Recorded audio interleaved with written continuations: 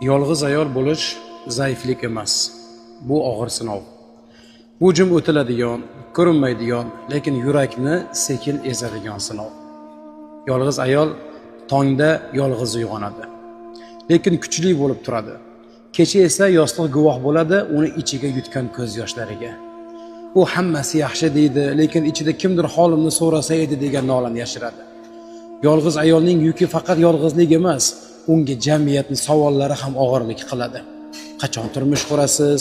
Nega hali ham yolg'izsiz? Nega turmush qurmayapsiz?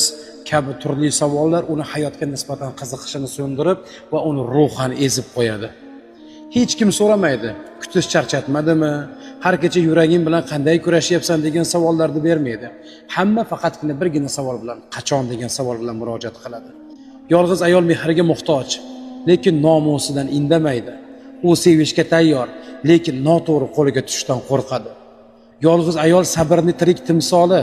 U Allohga suyanib yashaydi. Odamlarga og'irligini ko'rsatmaydi. Va shuni unutmang, ba'zan yolg'izlik tanlov emas, taqdirni og'ir sinovi bo'ladi.